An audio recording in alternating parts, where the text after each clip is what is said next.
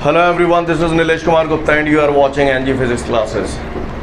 Well, कल मैंने आप लोगों को आंतरिक प्रतिरोध की परिभाषा बताई थी और उसे प्रभावित करने वाले कारक भी बता दिए थे, राइट। आज उसी कड़ी में हम लोग आगे बढ़ेंगे। इसके बाद अब हम लोग के सामने जो अगला क्वेश्चन है, वो क्वेश्चन बेटा वो बोल रहा है कि सेल के विद्युत वाहक बल, विभवांतर तथा आंतरिक प्रतिरोध के बीच संबंध स्थापित कीजिए। क्लियर? फिर से बोलता हूँ, वो कह रहा है सेल के विद्युत वाहक बल, विभवांतर तथा आंतरिक प्रतिरोध के बीच संबंध स्थापित कीजिए। तो करें भैया शुरुआत, करें संबंध स्थापित। तो सभी लोग ध्यान से देखेंगे ऑन द बोर्ड। क्लियर? तैयार है हम सब लोग? चलिए, सेल की जब भी बात आती है तो सेल को हम लोग ऐसे प्रदर्शित करते हैं।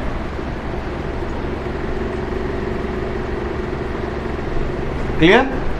सेल को प्रदर्शित करने का मैंने आपको जब किरचॉफ के नियम पढ़ाए थे तो मैंने आपको ये बात बताई थी कि सेल को प्रदर्शित करने के 3 तरीके होते हैं। पहला तरीका एक ये है, इसमें ये सेल का विद्युत वाहक बल E है और आंतरिक प्रतिरोध स्मॉल r है। दूसरा तरीका, किसी सेल को आप ऐसे भी प्रदर्शित कर सकते हो। सेल का विद्युत वाहक बल E हो गया और हर सेल का अपना एक आंतरिक प्रतिरोध होता है, तो उस आंतरिक प्रतिरोध को बगल से ही बना देते हैं। क्लियर? ये भी एक तरीका होता है।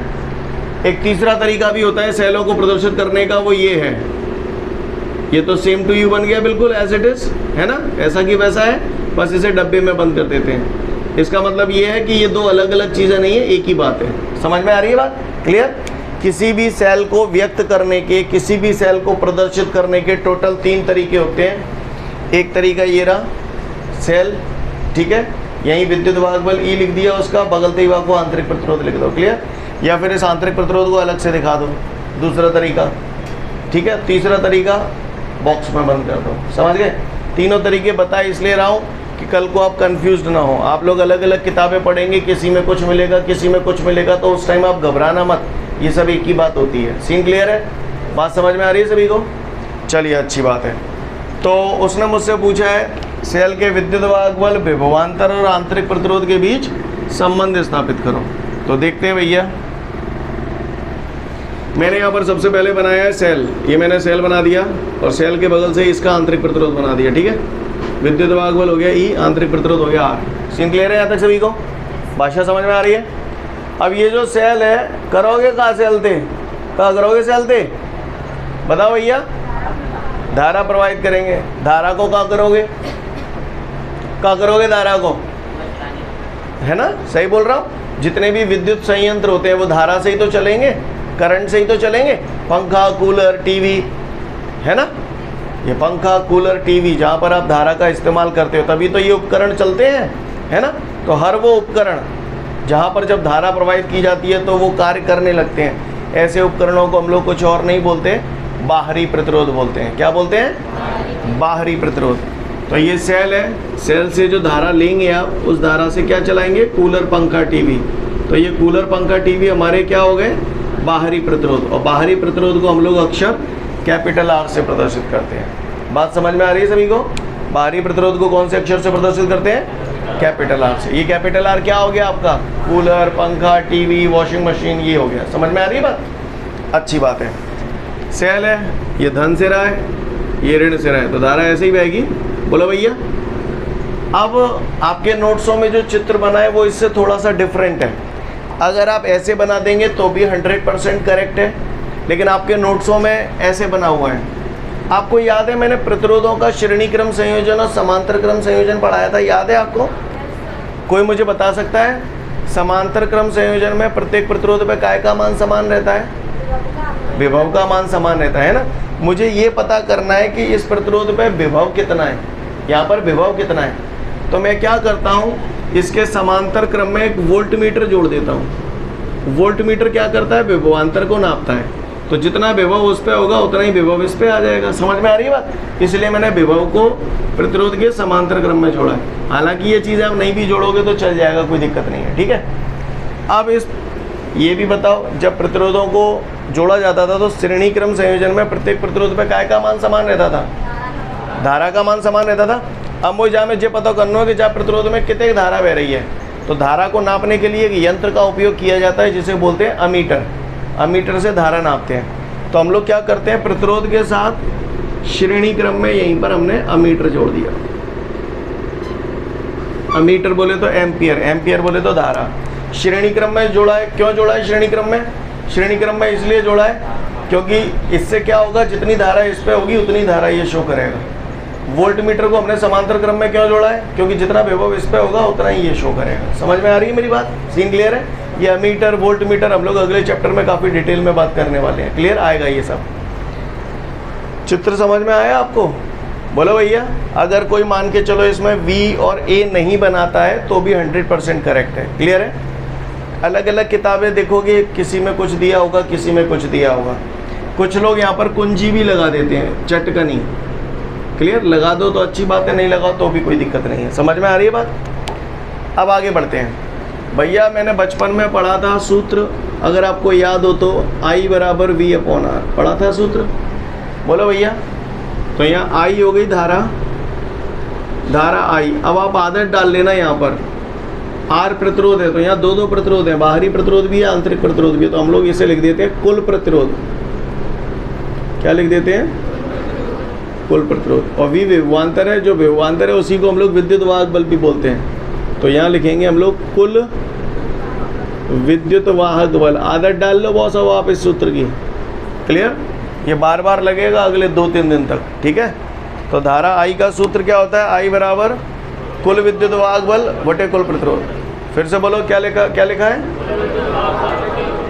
एक बार और बोलो, फिर से एक बार और। ओके, तो I बराबर कुल विद्युत वाहक बल।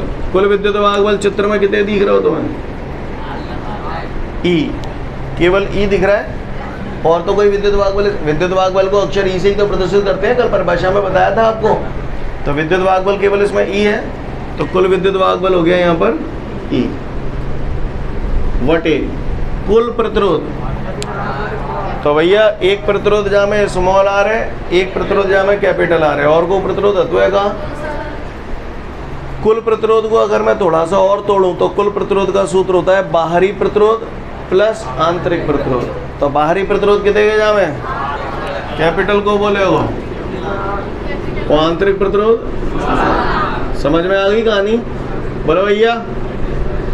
जाए जालंग ले आओ, आइए यहाँ ले आओ, तो नजारो ऐसो है जागो। स्टेप समझ में आ रहा है आपको? बोलो भैया। काहुए को परेशानी? अच्छी बात है। अब आप गौर से देखिए, I बराबर V/R पढ़ा है अपन ने। तो I की जगह मैंने V/R कहाँ पहुँच जाएगी? ऊपर। ये R, ये कैपिटल R जो है उसको इधर ले आऊँगा तो माइनस का हो जाएगा। बोलो भैया, भाषा समझ में आ रही है सभी को? ओके, इन दोनों में कॉमन क्या आ रहा है?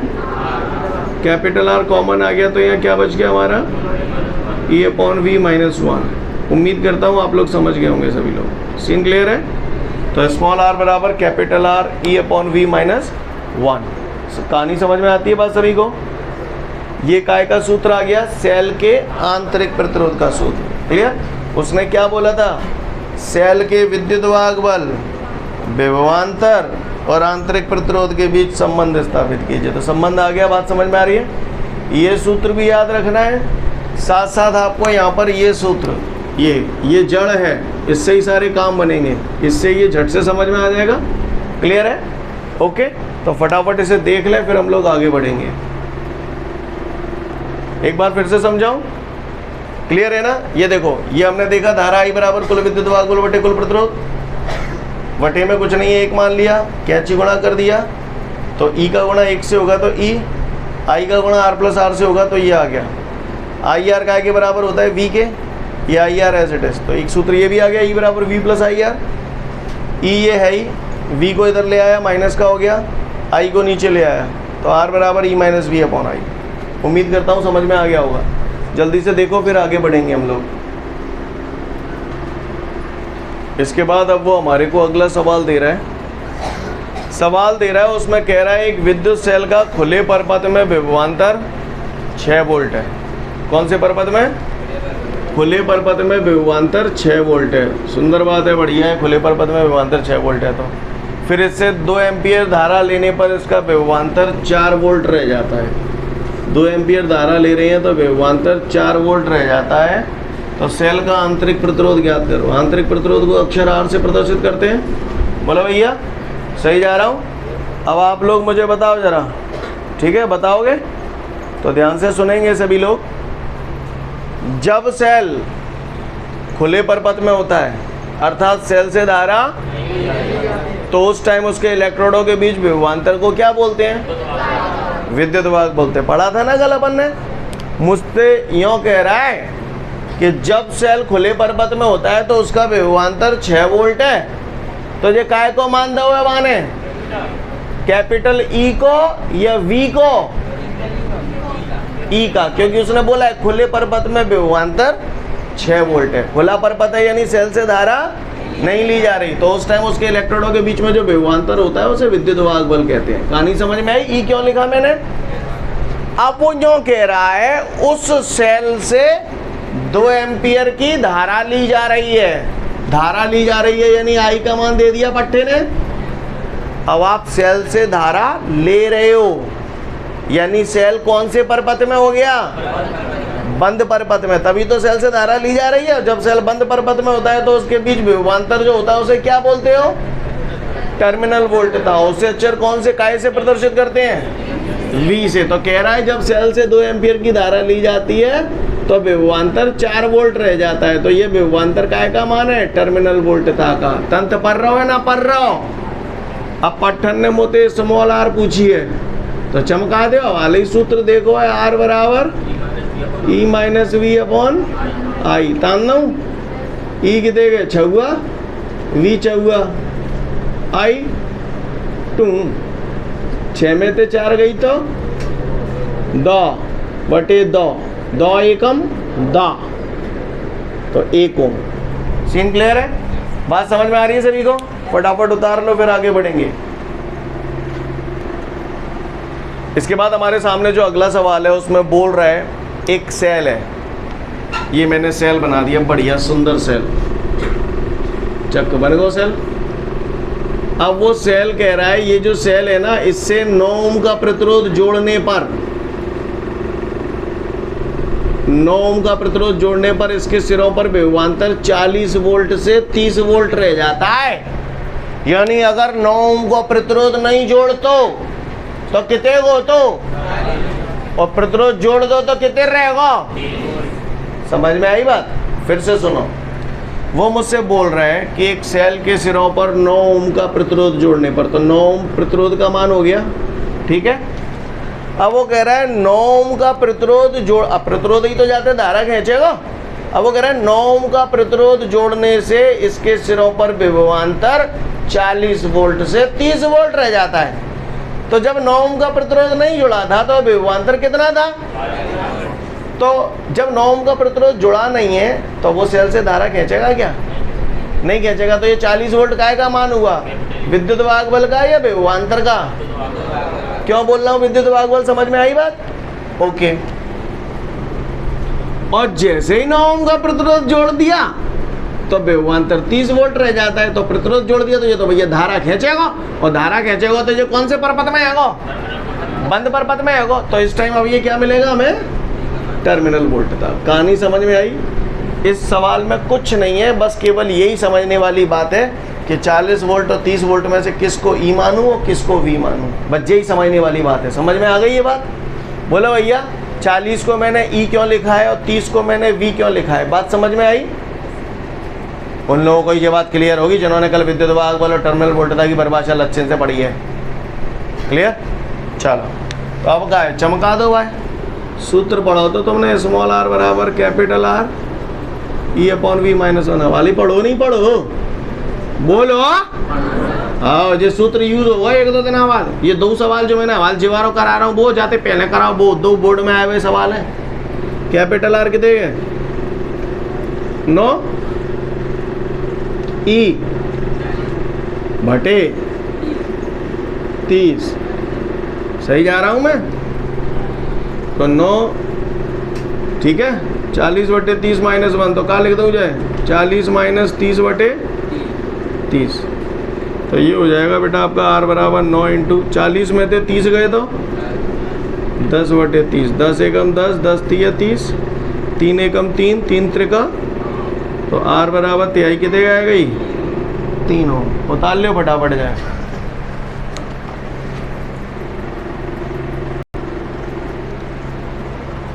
इसके बाद अगले क्वेश्चन की तरफ हम लोग चलते हैं। अगले क्वेश्चन में हमसे पूछ रहा है सेलों के श्रेणी क्रम संयोजन से आप क्या समझते हैं, समझाइए तथा यह भी बताइए कि यह संयोजन कब लाभप्रद है। क्या पूछ रहा है? तथा यह भी बताइए कि यह संयोजन कब लाभप्रद है। कौन सा प्रद है? लाभप्रद। क्लियर? तो सभी लोग ध्यान से सुनेंगे ऑन द बोर्ड, ठीक है। सेलों का श्रेणी क्रम संयोजन हम लोग पढ़ने जा रहे हैं। अभी थोड़ी देर पहले मैंने आपको एक सूत्र बताया था, धारा I बराबर कुल विद्युत वाहक बल बटे कुल प्रतिरोध। बताओ नहीं बताओ? अच्छा, जानते हो आप लोग। इससे पहले कि मैं इस क्वेश्चन को सॉल्व कराऊं, मुझे एक बात बताओ, सोच समझ के जवाब देना, गधों की तरह रिएक्ट मत करना, ठीक है। सपोज करो आपको अपने लिए घर बनवाना है। मान लो आपको अपने लिए क्या बनवाना है? एक घर बनवाना है, एक अच्छा सा घर बनवाना है आपको। तो आपने एक मजदूर रख दिया और उसको बता दिया कि भैया जहाँ मेल है घर बनना है, बनाओ। आप उसे काम बता के चले गए और सुबह से लेके शाम तक जब आप लौट के आए तो आपने दिन भर का काम देखा। दिन भर का काम देखा तो काम देखने के बाद आपको आइडिया लग गया कि जहाँ मैं जीते जी तो मैं रह नहीं पाऊँ, क्योंकि एक मजदूर कब ना बनावे हो जाए। सही बोल रहा हूँ ना? फिर उसने क्या किया, दूसरे दिन 10 मजदूर लगा दिए। कितने लगा दिए? 10 मजदूर लगा दिए और उनको काम बताया गया। सुबह लगा दिया 10 मजदूरों को काम पे, शाम को आया, शाम को आके देखा तो उसने देखा कि 10 मजदूरों ने मिलकर जो काम किया वो एक आदमी के बराबर का ही काम किया था जो पहले दिन हुआ था। तो बताओ फिर 10 मजदूरों को लगाने का कोई फ़ायदा है? जब 10 आदमी मिलके बराबर एक आदमी का काम कर रहे हैं तो 10 मजदूरों को लगाने का कोई फ़ायदा हुआ कि नहीं हुआ? हाँ, 10 आदमी को लगाने से अगर 10 गुना काम होता तो फ़ायदा था। सही बोल रहा हूँ ना? अगर मैं श्रेणी क्रम संयोजन में सैकड़ों सेल जोड़ दूँ लेकिन वो धारा एक सेल के बराबर की मिले तो फिर सैकड़ों सेलों को जोड़ने का कोई फ़ायदा है क्या? हाँ, 100 सेल लगाने से अगर मुझे 100 गुनी धारा मिले तो फिर उन्हें जोड़ने का फ़ायदा है। जो बोला आपको पल्ले पड़ा, समझ में आई बात? यानी 10 मजदूर लगाने से अगर 10 गुना काम मिल रहा है तो स्थिति लाभप्रद है। 10 मजदूर लगा भी थे, अगर वो एक मजदूर के बराबर को काम मिल रहा हो तो वो स्थिति लाभप्रद नहीं है। जो रामायण बोली आपको समझ में आई? अच्छी बात है। अब हम लोग देखते हैं सेलों का श्रेणी क्रम संयोजन, ठीक है। ये जो मैंने अभी आपको समझाया ये थोड़ी देर बाद इस्तेमाल में आएगा आपके, ठीक है। तो देखते हैं भैया सेलों का श्रेणी क्रम संयोजन। सभी लोग ऑन द बोर्ड देखेंगे ध्यान से। सेलों का श्रेणी क्रम संयोजन गौर से देखें। एक सेल है, ये दूसरा सेल है, ये तीसरा सेल है। ऐसे मैंने n सेल जोड़े हैं। कितने सेल जोड़े हैं बेटा? n सेल जोड़ दिए। क्लियर? ओके। कितने सेल जोड़ दिए मैंने? n cell. इसमें प्रत्येक सेल का विद्युत वाहक बल E है और प्रत्येक सेल का आंतरिक प्रतिरोध R है, ठीक है। आपको मालूम है सेल और बैटरी में फ़र्क क्या है? सेल ये सिंगल होता है, क्लियर, इसको सेल बोलते हैं। लेकिन ऐसे ही जब 2-3 जुड़ जाए तो इसको हम लोग बैटरी बोलते हैं। सेलों के समूह को बैटरी कहते हैं, क्लियर। एक बैटरी के अंदर काफ़ी सारे सेल हो सकते हैं। कहानी समझ में आई? कोई पूछे अगर आपसे कि सेल और बैटरी में फ़र्क क्या है तो यही फ़र्क है, क्लियर। अकेला है तो सेल है, एक से ज़्यादा है तो बैटरी है। सेलों के समूह को बैटरी कहते हैं और बैटरियों के समूह को बैटरा कहते हैं। ट्रक में लगता है, क्लियर। खैर जो भी है, फिलहाल कितने सेल हैं भैया यहाँ पे? n cell. प्रत्येक सेल का विद्युत वाहक बल कितना है? आंतरिक प्रतिरोध कितना है? तो अलग अलग सेलों को जोड़कर ये आपने क्या बना दिया? एक बैटरी बना दी है कहीं ना कहीं, है ना। यहाँ पर सेलों को कौन से क्रम में जोड़ा गया है? श्रेणी क्रम में। अब इन सेलों से क्या करोगे? धारा प्रवाहित करेंगे, सेलों से धारा मिलती है, उस धारा का क्या करोगे? कूलर, पंखा, टीवी, हीटर, यही तो चलाएंगे। तो ये कूलर, पंखा, टीवी, हीटर क्या कहलाते हैं? बाहरी प्रतिरोध। मैंने थोड़ी देर पहले भी बताया था आपको, कुंजी लगानी है लगा दो, ना लगानी मत लगाओ, ठीक है? चमका दो अब गाओ। तो मैंने पढ़ा है सूत्र धारा I बराबर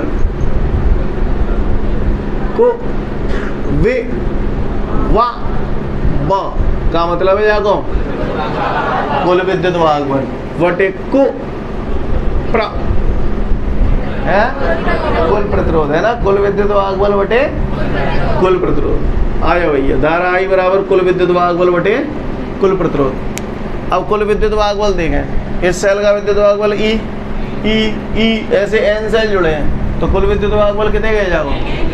n ही है या नहीं है या? अब चाहिए वो कुल प्रतिरोध।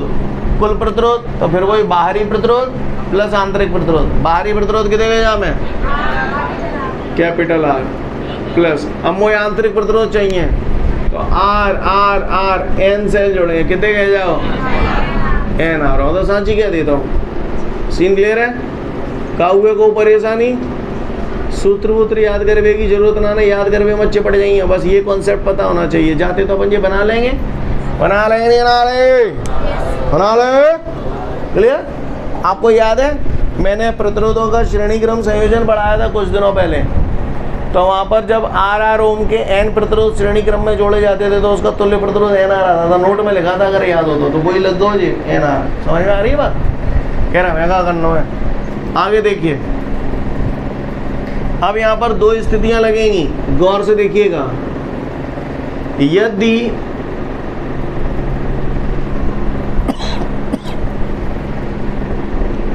कैपिटल R बोले तो काय की बात कर रहा हूं? बाहरी प्रतिरोध की। यदि कैपिटल R बहुत क्या है, ये छोटा या बड़ा? हाँ, यदि कैपिटल R बहुत छोटा है NR से, एक बार ये कंडीशन लगा देंगे और एक बार ये कंडीशन लगा देंगे, यदि कैपिटल R बहुत बड़ा है NR से। ठीक है, क्लियर? तो सबसे पहले मैं इस कंडीशन की बात कर रहा हूँ। यहाँ पर मैंने क्या माना है? बाहरी प्रतिरोध का मान आंतरिक प्रतिरोध के मान से बहुत ज़्यादा कम है, बहुत ज़्यादा छोटा है। सीन क्लियर है? तो ये बात हम लोग जानते हैं कि फिजिक्स में जो चीज़ें बहुत ज़्यादा छोटी हो जाती हैं उसे हम लोग नेग्लिजिबल मान लेते हैं, नगण्य मान लेते हैं, ना के बराबर मान लेते हैं, शून्य मान लेते हैं। समझ में आई बात? तुम्हारी भाषा में बात करूँ तो फिजिक्स में जो चीज़ें बहुत ज़्यादा छोटी होती हैं उसे हम लोग ज़ीरो मान लेते हैं। क्या मान लेते हैं? जहाँ में छोटों को है कैपिटल R। अब अगर चाहे जीरो मानेंगे तो मैं क्या बचाए लेंगे? एनी अपॉन एन आर। नन्नन नन्नन नारे बोलो भैया, एन से एन कट गए तो I बराबर हमारे पास क्या बच गया? E upon R। ध्यान देना, E अपॉन R। E विभवांतर ही तो होता है एक प्रकार का, तो ये कहीं ना कहीं V अपॉन R ही तो है, और V अपॉन R क्या होता है? I, धारा, है ना? तो यहाँ पर हमें जो E अपॉन R मिला है वो क्या है? धारा है। और कितनी धारा है? एक सेल से प्राप्त धारा, है ना? एक सेल से प्राप्त धारा। एकदम से हो सकता है कुछ लोगों को ये बात हजम नहीं हो रही है, हवा ले जाएगी, चिंता मत करो। यानी E अपॉन R I होता है यानी धारा, तो ये हो गई एक सेल से प्राप्त धारा। अब थोड़ा इधर भी आते हैं। यहाँ पर बोल रहा है बाहरी प्रतिरोध का मान आंतरिक प्रतिरोध के मान से बहुत बड़ा है। इसमें नगण्य क्या हो जाएगा? NR नगण्य हो जाएगा, तो क्या आ जाएगा? I बराबर NE upon R। Scene clear है? तो I बराबर N तो ये होता है ये गुणित, ये भी तो V अपॉन R है, और V अपॉन R क्या होता है? I यानी कि धारा। तो N गुणित, इसको मैंने लिख दिया एक सेल से प्राप्त धारा। अब आप दोनों स्थितियों को देखिए, यहाँ पर धारा n गुणित एक सेल से प्राप्त धारा मिल रही है, यहाँ पर धारा एक सेल से प्राप्त धारा के बराबर मिल रही है। तो कौन सी स्थिति लाभप्रद है? ये वाली है, ये वाली? इधर वाली स्थिति लाभप्रद होगी, क्योंकि यहाँ पर धारा जो मिल रही है वो n गुनी मिल रही है। देखो भैया, कितने सेल जोड़े हैं आपने? n सेल जोड़े हैं। और n सेल जोड़ने के बाद आपको इस स्थिति में धारा जो मिल रही है वो एक सेल से प्राप्त धारा के बराबर मिल रही है। जब एक सेल से ही धारा मिल जाएगी तो फिर मैं n काय के लिए जोड़वे लगो, बोलो भैया। लेकिन यहाँ पर धारा n गुनी मिल रही है, n गुणित एक सेल से प्राप्त धारा, यानी n सेलों को जोड़ने से n गुनी धारा भी तो मिल रही है। तो ये स्थिति कैसी हुई? यानी कहने का तात्पर्य ये है बेटा कि श्रेणी क्रम संयोजन लाभप्रद तब होता है जब बाहरी प्रतिरोध का मान आंतरिक प्रतिरोधों के मान से बहुत बड़ा होता है। समझ में आ रही है बात? पूछता है ओटी वगैरह में, अच्छे ओटीओ में काउंट होता है, ऐसे हर एक बच्चा नहीं लगा पाता। समझ रहे? फिर से बोल रहा हूं, श्रेणी क्रम संयोजन कब लाभप्रद है? जब बाहरी प्रतिरोध का मान आंतरिक प्रतिरोध के मान से बहुत बड़ा होता है, बहुत ज्यादा होता है। समझ में आ रही है बात? फटाफट एक बार इसे पढ़ लो, समझ जाओगे। अगला क्वेश्चन है हम लोग के सामने, सेलों के समांतर क्रम संयोजन से आप क्या समझते हैं? तो भैया इससे पहले कि मैं आपको सेलों का समांतर क्रम संयोजन समझाऊं, जब मैंने आपको प्रतिरोधों का समांतर क्रम संयोजन बताया था तो मैंने बताया था R ओम के n प्रतिरोध अगर समांतर क्रम में जोड़े जाते हैं तो उसका जो तुल्य प्रतिरोध आता था वो RYN आता था, अगर याद हो तो। याद है? प्रतिरोधों का श्रेणी क्रम, देखो जय चैप्टर में पढ़ा हो तो मैंने, प्रतिरोधों का श्रेणी क्रम संयोजन और समांतर क्रम संयोजन। देखो दिखाओ तो कि नहीं दिखाओ तो बताया ना कौन से पेज नंबर पे? प्रतिरोधों का श्रेणी क्रम संयोजन और समांतर क्रम संयोजन। तो समांतर क्रम संयोजन के बाद नोट दिए हैं, नोट दिए बामे तो एक नोट में सूत्र हुआ है, देखो RYN, RP बराबर RYN। आओगे क्या ना नहीं आओ? ये नोट इस्तेमाल हो रहा है यहाँ पे, अगले क्वेश्चन में होगा अव्याल। क्लियर? जब R ओम के n प्रतिरोधों को समांतर क्रम में जोड़ा जाता है तो उसका जो तुल्य प्रतिरोध आता है वो R/n आता है। समझ में आ रही है बात? इस्तेमाल करूंगा इस नोट को यहाँ पर। अच्छा, दूसरा मैंने जब पढ़ाया था तो वहाँ बताया था, अव्याल पूछा भी था आपसे, समांतर क्रम संयोजन में प्रत्येक प्रतिरोध पे काय का मान समान रहता है? विभव का। याद है आपको? चलो आ जाओ इधर ऑन द बोर्ड। अब हम देखने जा रहे हैं सेलों का समांतर क्रम संयोजन। कौन सा संयोजन? तो सभी लोग ऑन द बोर्ड देखेंगे ध्यान से, सेलों का समांतर क्रम संयोजन। तो सेलों के समांतर क्रम संयोजन की अगर हम लोग बात करें तो जैसे मैंने ये सेल जोड़े हैं, एक सेल जोड़ दिया, ये दूसरा सेल जोड़ दिया, है ना? ऐसे में कितने सेल जोड़ूंगा? ज़्यादा नहीं जोड़ रहा हूँ मैं, n सेल जोड़ूंगा। कितने सेल जोड़ूंगा बेटा? n सेल जोड़ दो। हो सकता है आपके नोट्सों में m सेल जुड़े हो तो m भी जोड़ सकते हैं। आप m जोड़ना चाहें m जोड़ सकते हैं, आप n जोड़ना चाहें n जोड़ सकते हैं, आपकी इच्छा। आप x जोड़ना चाहें आप x भी जोड़ सकते हैं, ये तो आपकी इच्छा है। क्लियर है? प्रत्येक सेल के धनात्मक सिरे को एक साथ जोड़ दिया है, बोलो भैया, और प्रत्येक सेल के ऋणात्मक सिरे को एक साथ जोड़ दिया। जोड़ दिया नहीं जोड़ दिया? अच्छा, प्रत्येक सेल का विद्युत वाहक बल E, आंतरिक प्रतिरोध R, विद्युत वाहक बल E, आंतरिक प्रतिरोध R। सीन क्लियर है? अच्छा, अब ये क्या बन गया? ये बैटरी बन गई। जब बैटरी को क्या करोगे? कूलर पंखा टीवी चलेगा, तो ये कूलर पंखा टीवी क्या हो गया?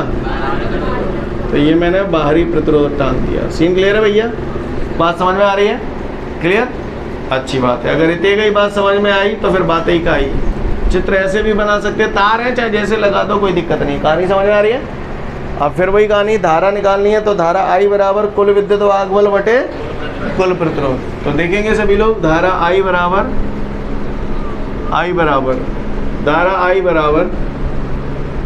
कुल विद्युत वाहक बल बटे कुल प्रतिरोध। आ जाओ भैया, चूंकि ये समांतर क्रम है, समांतर क्रम में हर जगह विभव समान रहता है। यहाँ विभव की जगह विद्युत वाहक बल है तो विद्युत वाहक बल E लिख दूं। क्लियर? क्योंकि समांतर क्रम में इसलिए हर जगह समान रहता है। कुल प्रतिरोध, कुल प्रतिरोध का सूत्र होता है बाहरी प्रतिरोध प्लस आंतरिक प्रतिरोध। बाहरी प्रतिरोध कितने के जाम है? Capital R। अब मुझे आंतरिक प्रतिरोध चाहिए, तो देखो भैया R ऐसे कितने हैं? M जुड़े हुए हैं, समांतर क्रम में जुड़े हुए हैं तो क्या होगा? R/m। श्रेणी क्रम में होते तो MR आता, समझ गए ना? समांतर क्रम में क्या आ जाएगा? R/m। क्यों लिखा R/m? समझ में आई बात? अब यार जो नोट दिखाया इसी के लिए दिखाया था। जाए अगर LCM लेकर सॉल्व करेंगे तो MR प्लस R/m। कुछ गलत कर दो मैंने? एम ए का टरका दूँ तो एम ई अपॉन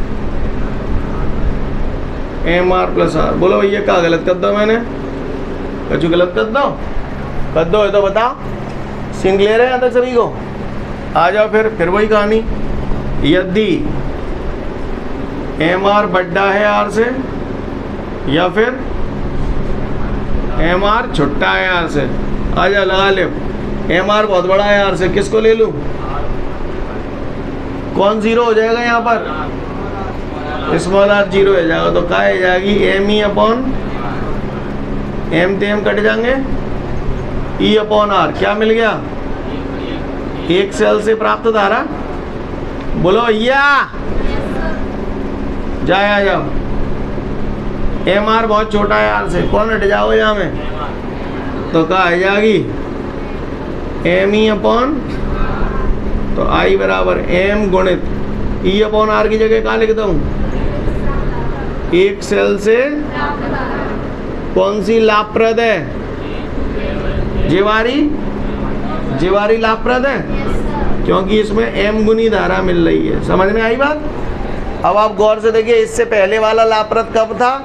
जब बाहरी प्रतिरोध का मान आंतरिक प्रतिरोध के मान से बहुत। ये कब लाभप्रद है? जब बाहरी प्रतिरोध का मान आंतरिक प्रतिरोध के मान से बहुत छोटा होता है। समझ में आई बात? सीन क्लियर है सभी को?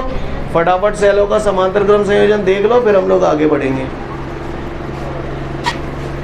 आज के लिए पर्याप्त है, कल फिर मिलते हैं। Thank you everyone, have a great day to all of you guys. Jai Hind.